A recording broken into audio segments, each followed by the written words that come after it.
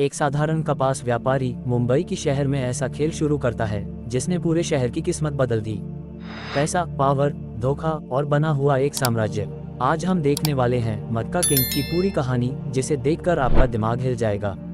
Video को आखिर तक जरूर देखना, क्योंकि इसका एंडिंग आपको पूरी तरह शॉक कर देगा। नमस्कार दोस्तों, स्वागत है आपका हमारे चैनल पर।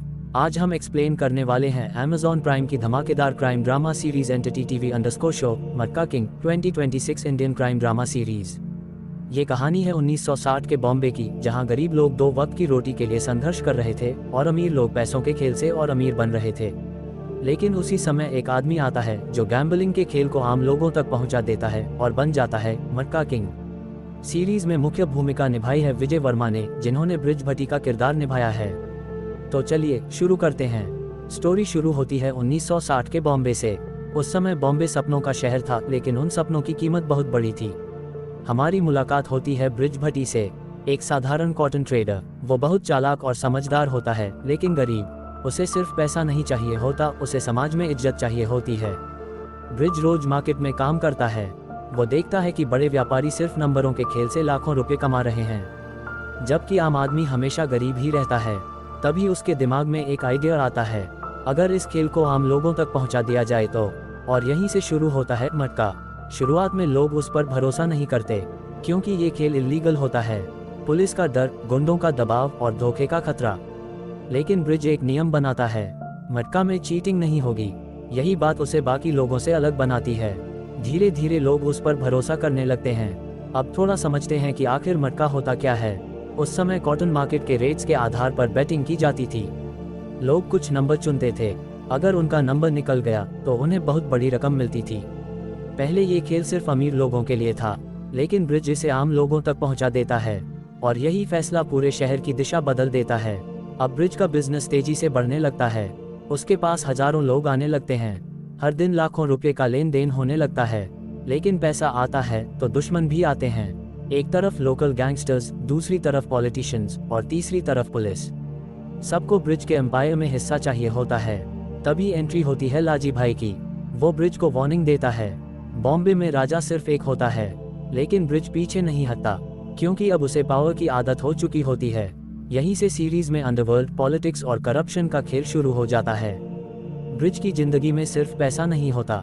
उसकी पत्नी बरखा बार बार उसे समझाती है कि वो गलत रास्ते पर जा रहा है, लेकिन ब्रिज अब सिर्फ ताकत और पैसों के पीछे भाग रहा होता है।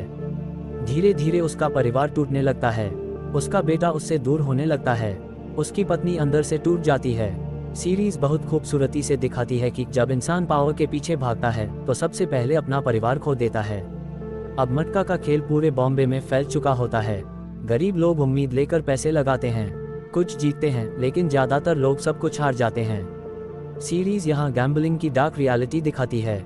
कुछ लोग अपना घर बेच देते हैं, कुछ लोग कर्ज में डूब जाते हैं, और कुछ लोग सुसाइड तक कर लेते हैं। लेकिन ब्रिज खुद को सही साबित करने की कोशिश करता है, क्योंकि उसके हिसाब से मैं किसी को मजबूर नहीं कर रहा।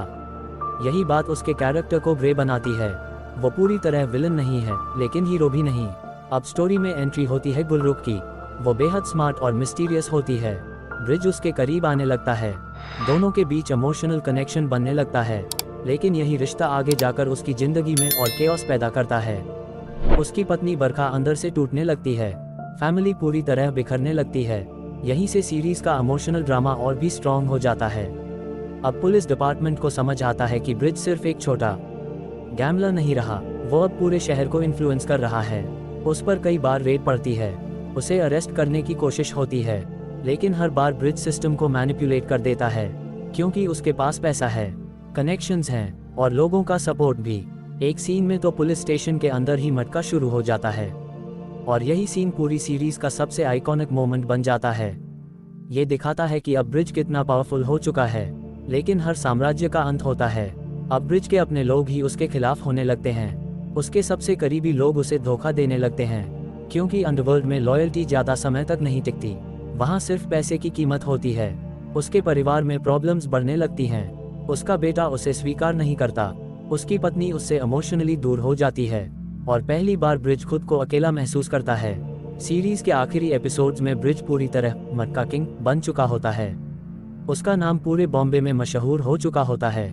लोग उससे डरते हैं, कुछ लोग उसे भगवान की तरह मानते हैं, लेकिन अंदर से वो पूरी तरह टूट चुका होता है। सीरीज का एक डायलॉग बहुत पावरफुल है, राजा बनने के लिए इंसान को पहले खुद को खोना पड़ता है।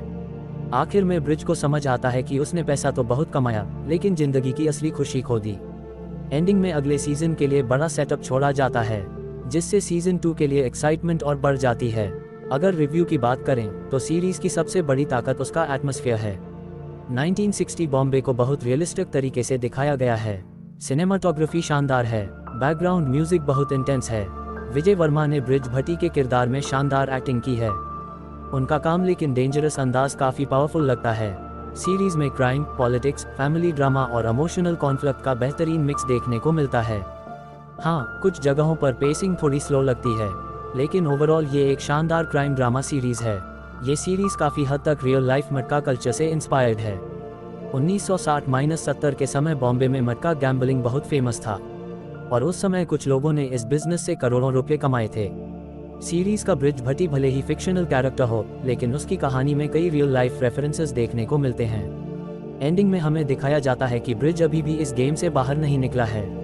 उसका अंपायर अभी भी जिंदा है, लेकिन अब उसके आसपास के लोग बदल चुके हैं। उसका ट्रस्ट टूट चुका है और पूरा सिस्टम उसके खिलाफ खड़ा हो चुका है।